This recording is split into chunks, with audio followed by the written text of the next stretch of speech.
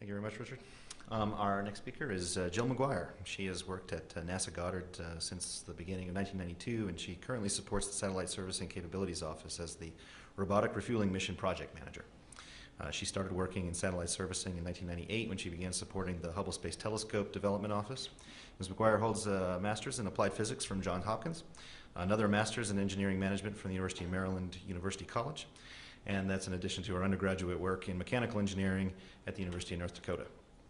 She also is a U.S. patent holder for methods and associated apparatus for capturing, servicing, and deorbiting Earth satellites using robotics, and she's going to talk to us about RRM, the Robotic Refueling Mission now.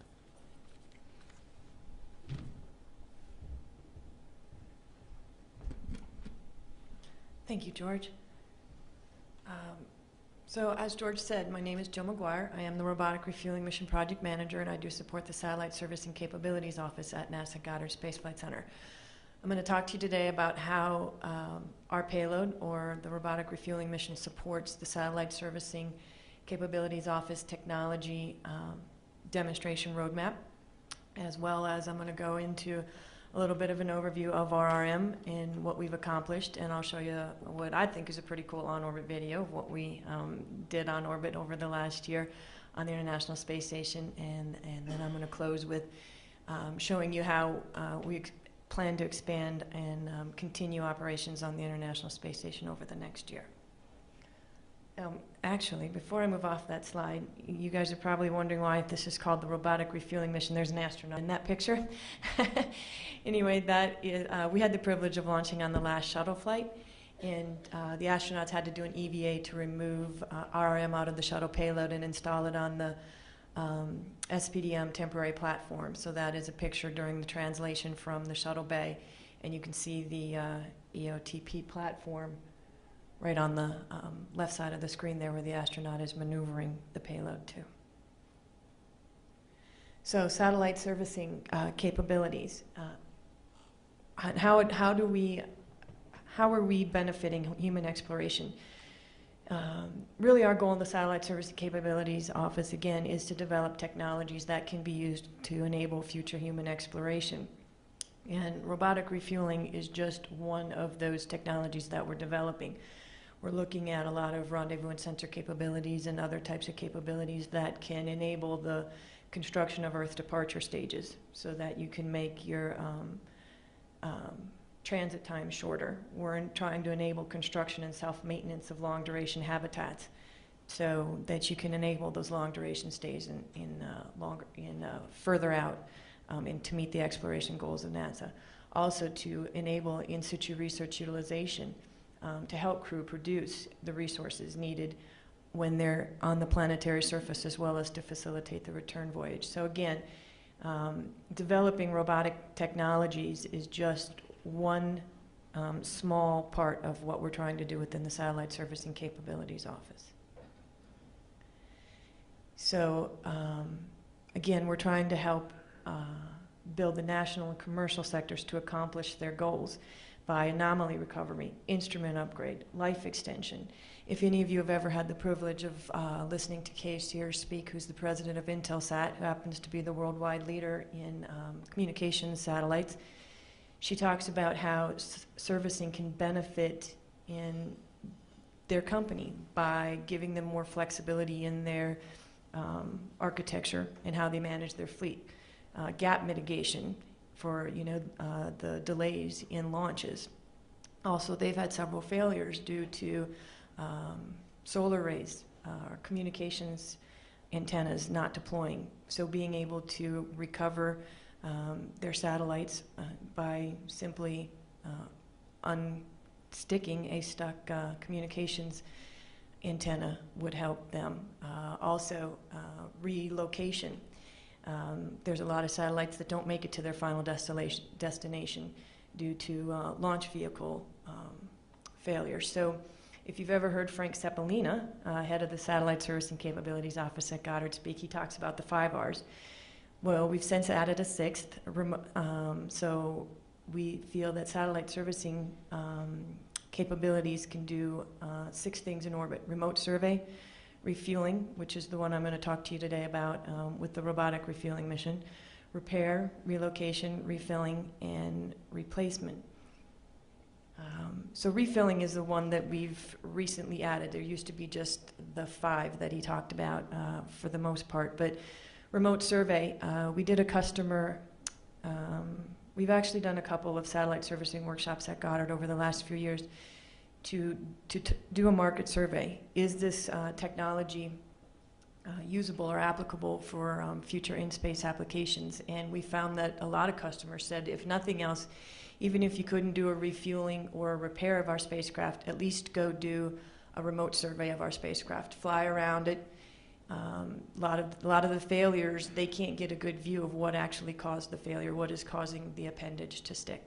So there's been a lot of requests for at least just a remote survey to fly around their spacecraft and do a visual inspection. Refueling, again, offers the opportunity to extend the life of the asset. Relocation, as I stated earlier, can move it to the correct orbit if there wasn't an initial failure upon launch. Repair, again, deploying a stuck appendage such as a communications antenna. Refilling, looking at how do you use cryogens to refill environmental systems on future habitats, enable or refill cryogens and scientific instruments. So that is one that we feel is gaining in importance, as well as replacement. One of the things we learned on Hubble Space Telescope servicing is how do you replace components using astronauts. So now we're trying to learn how to do that with robots and astronauts together. So the robotic refueling mission, it is a multi-phased International Space Station investigation where our primary goal is to advance robotic servicing technology by demonstrating the use of innovative robotic tools and techniques to remotely manipulate standard satellite interfaces that weren't designed to be manipulated with a robot. This is a joint effort between NASA and our friends at the Canadian Space Agency. We are fortunate enough to utilize the ISSRDC and the Special Purpose Dexterous Manipulator, that's affectionately called Dexter. And CSA also does all of our on-orbit analysis for the operation. So they've been great partners.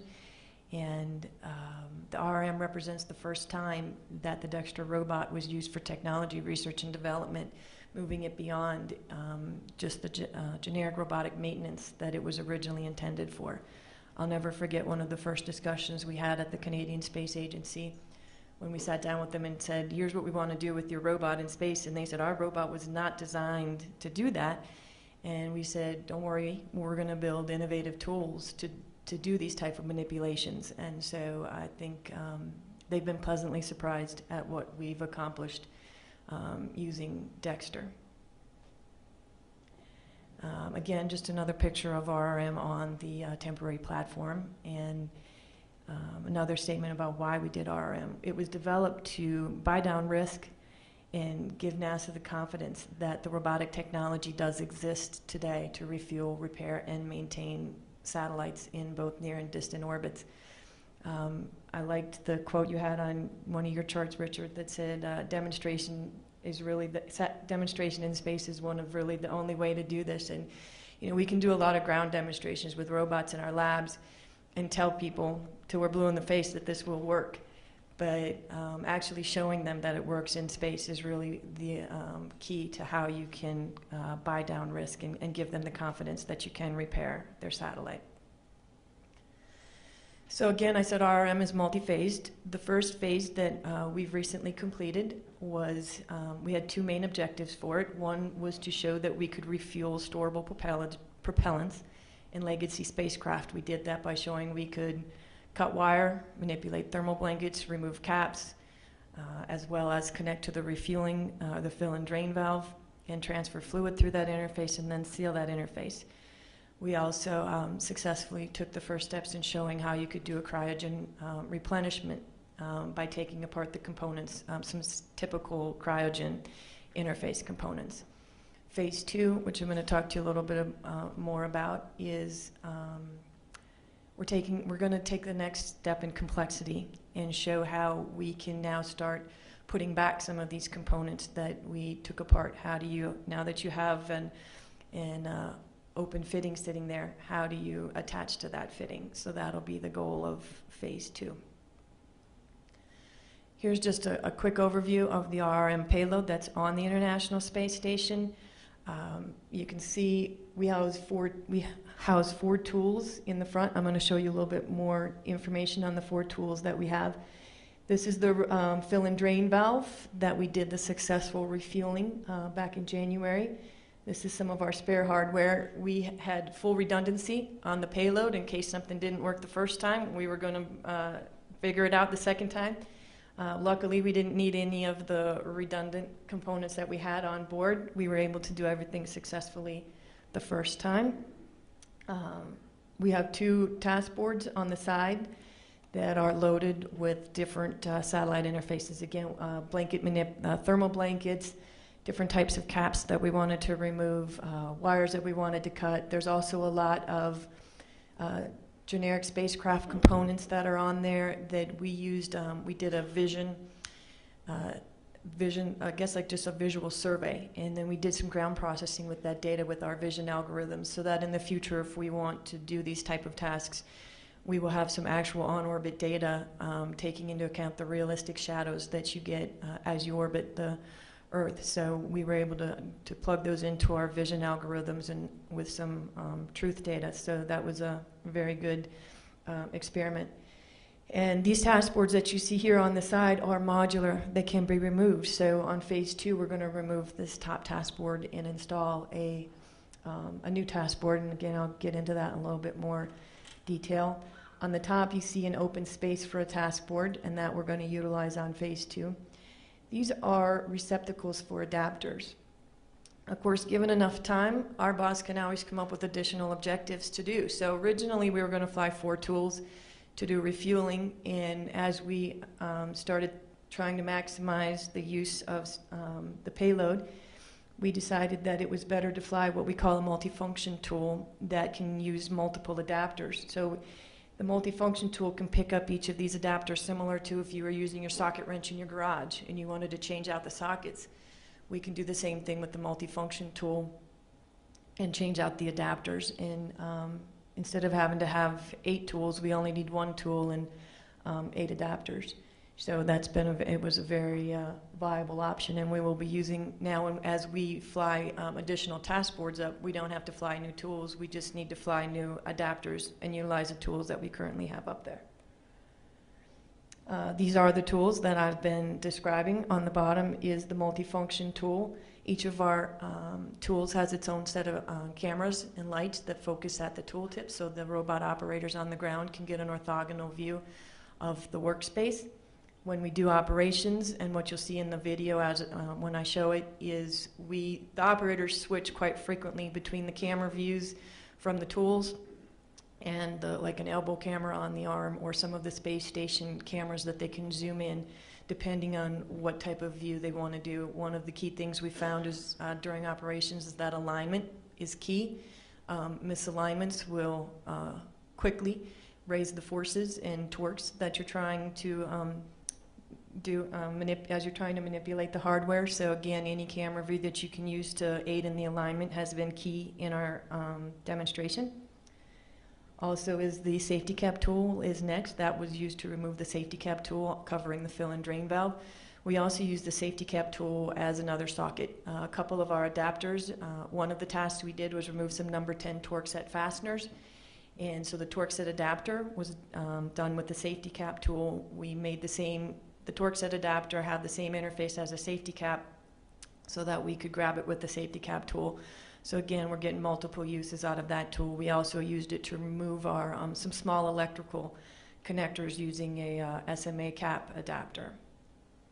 Let's see if I can, this is our wire cutter tool. We call it a Swiss Army knife for a robot. It has 2 different cutter blades, also has 2 different methods of gripping, a parallel jaw gripper and a pry in the front that we used for a blanket manipulation. And the last tool is our refueling tool that we use to successfully transfer the fuel through the fill and drain valve interface. The refueling tool takes advantage of what we call quick disconnects. If you can imagine that you want to go refuel satellites in space in the future and you want to go to multiple satellites, there's a very good chance that each of those satellites is going to have a different geometry on its fill and drain valve, or the caps that are on the fill and drain valve. So we wanted to fly a refueling tool with a quick disconnect. So all we have to do is fly 5 quick disconnects in one tool versus 5 tools. You can imagine the mass and volume savings on a future mission if the quick disconnect is designed to handle the different geometries of the spacecraft you're going to visit. So you'll see in the video that I show how we threaded on the quick disconnect and sealed over the valve, and then the quick disconnect stays behind to provide the positive seal over the fill and drain valve after you leave the spacecraft. So again, phase 1 accomplishments. When I was here last year, we had just completed the first set of operations in June of 2012, and I showed you guys a video of removing the caps and cutting the wires. January of this year, we did successfully complete the first of its kind refueling operations end to end, from cutting all the wire, removing the caps, and transferring fuel through that interface. And then just in May of this past year, we did the last of our set of operations, which was blanket manipulation, removing the number 10 torque set fasteners, as well as removing the fasteners. The electrical caps. So I'm going to go ahead and show you this video. If you can roll the video for me, please. So again, this is a video of the refueling operations in January and some of the thermal blanket manipulation tasks in May. Of course, you have to start with a really cool picture. This is maneuvering to cut the wire on the tertiary cap. You can see this is the wire cutter tool. There's basically a guillotine blade that is being protruded right there as the torque advances on the SPDM end effector. The blade comes out. Now, after cutting that wire, we take the tertiary cap adapter that's attached to the multifunction tool and align it over the top of the tertiary cap. Again, some of this is sped up for your viewing pleasure because robots do move very slow. So that is removing the tertiary cap. That was then taken and stowed into a tertiary cap receptacle. Now we're cutting the wire on the actuation nut. I didn't show the safety cap wire just to save some time here, but you can see that, again, the same operation that we were able to cut the wire on the actuation nut. And now we're coming over with the safety cap tool, aligning to the safety cap, and you'll see these 3 fingers push out as the robot pushed the tool onto the safety cap interface. And now they're unthreading that, and there again the safety cap was then taken over to a safety cap receptacle and deposited so that the safety cap tool is available for future use. This shows the SPDM robot pulling the refueling tool out. You can see the hose attached to our fuel system on board. This is the quick disconnect I was referring to. You can see the robot operators aligning the quick disconnect over the fill and drain valve. We get we take advantage of the torque advance on the end effector to provide the seal, as well as open the actuation nut, transfer the fuel, and then close the actuation nut. So this is the 5 minutes we were transferring fuel. You can tell time is changing. Luckily, we had a nice shadow going over the top. And then after the 5 minutes of flowing fluid, we sealed it, and you can see the ethanol there. So we did that just to prove to you that there was fluid flowing through that interface. So again, that's the quick disconnect that stayed behind, and now they're restowing the refueling tool. Now we're going to move to the blanket manipulation task. Again, just a nice overview picture of the SPDM robot approaching the thermal blanket on the side of RRM. We're going to use the front blade of the wire cutter. The robot operator using the tip of this blade, pierced the tape seam that's on the thermal blanket, and then did a lateral cutting motion. You'll see, now we went to a little a different view so you can get an idea of it moving across this blanket seam. We had to cut 3 of the seams and then pull the blanket down to show how we would manipulate a blanket that was covering a fuel valve on a spacecraft. So again, that was real time. This one is sped up a little bit just to give you another view. This is doing the final cut on the side 3. I just wanted to give you guys a little bit of a flavor of it. We have hours of video if you want to see the full tape cutting. After all 3 sides were cut, then we used the tip actually of the wire cutter tool to go behind the blanket and do the blanket manipulation down. You can see the blanket is actually stuck behind the blade right here. The parallel jaw was designed so that we would go and grab that blanket to do this blanket manipulation. But after practicing in the lab several times and with the robot operators, they actually found that the blanket successfully stayed tucked right behind that blade, and we could do all the manipulation we wanted in that manner, and it saved a lot of time from trying to grasp it in the jaw grippers. So we did use that method for the blanket manipulation. After we were able to successfully fold the blanket down, grab the blanket, and fold it back up, that task was considered complete, and it was end of operations for RRM Phase 1. So Phase 2, again, like I said, that's modular. So we want to add to the complexity of what we're doing, take these things to the next step, and give satellite operators more of confidence of what type of things can be done with this type of robotic technology.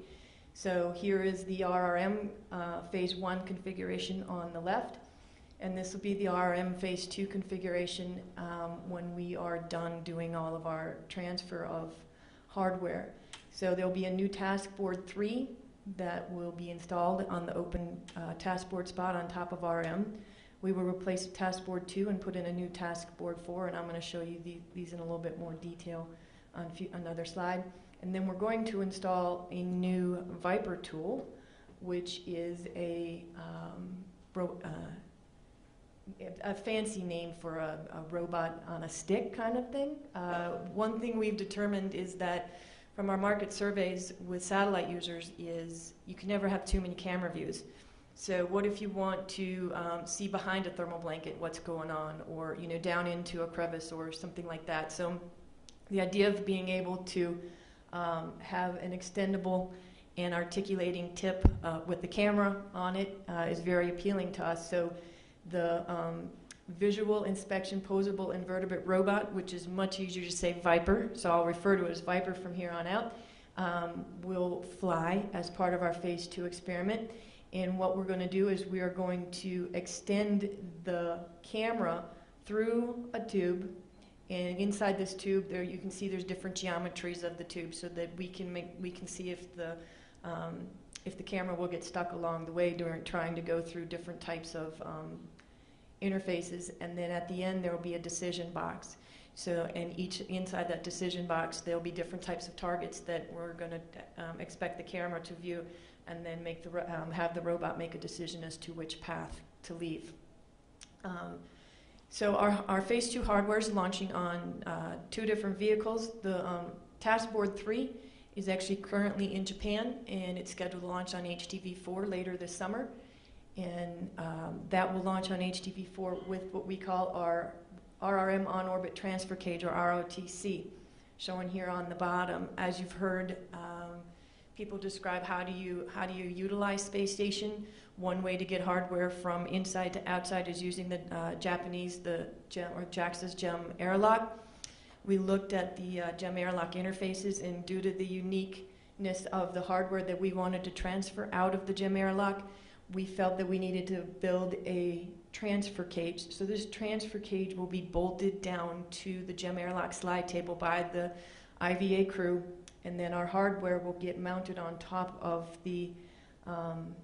on the top and the side, and then the new tool that when it goes up will go inside of the box. You can see the interface for the tool. So again, this is our method of transferring the hardware using the GEM airlock slide table.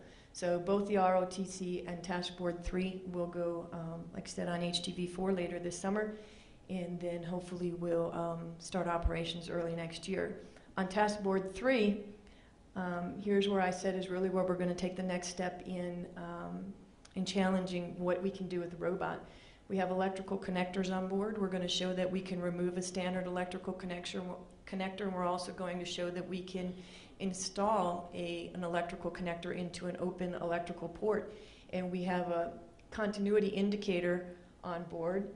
Actually, that's the solar cell that charges the lights, but the LED lights are right here. When we install the electrical connector, we will be able to see these lights light up and show that we do have a positive electrical connection or circuit. And then also one of the things that we want to do is be able to show that we can install a vent plug into an open aluminum tube.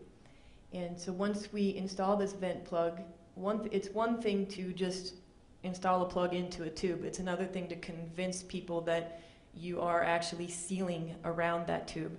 So we have a pressure test system on board over here. There's a nitrogen bottle underneath this task board. So we're going to use our multifunction tool to open up a valve that'll open up a nitrogen, and that nitrogen will go inside of the of this port. And there's a pressure gauge right here. We'll be monitoring that pressure gauge while we're doing operations to show that that is holding pressure against that vent plug. So again, being able to demonstrate that we can indeed provide a positive seal against just an open aluminum tube. And some of the other demonstrations we have on here are demonstrating that we can install, like I said, into some of the caps that we removed on phase 1, we're going to install new adapters into those. And let's see, I think I'm just about done. This is just a cool picture showing the new adapters that will be, this is the multifunction tool that's currently on board. And these are the 4 new adapters we'll be flying on phase 2. And this is the valve interface that I was telling you about that we used to open up the nitrogen bottle. Really what we did is took a standard ground, you can buy it from McMaster-Carr, and manipulated it, put a robot interface on it so it can be manipulated by the multifunction tool. So again, it's very cool to be able to do robot demonstrations on space station. So in conclusion, like I said, our primary goal of this multi-phase robotic refueling mission is to advance robotic servicing technology by demonstrating the use of innovative robotic tools. Again, we want to take a pick-and-place robot or a robot with a standard end effector and make it more dexterous and be able to do some of these more complex tasks that it wasn't designed to do, and show that we can manipulate standard spacecraft interfaces that are currently in space. We've been extremely successful to date, and we're hoping that even though we're taking a more challenging step in the next phase, that we'll continue to be successful with the help of our partners at the Canadian Space Agency and our friends down at JSC, the robot operators that are key to making all of this work. We're looking forward to continued operations with them. And I also want to point out that ISS continues to be an irreplaceable test bed for this type of technology research. And I agree with what Mr. Gerstenmaier said earlier, that we are one of the biggest proponents of using ISS for technology demonstration. It is key to showing people what is possible, and so we're going to continue to keep doing RRM in multiple phases and, again, keep advancing the robotic technology. So that's all I have for you today.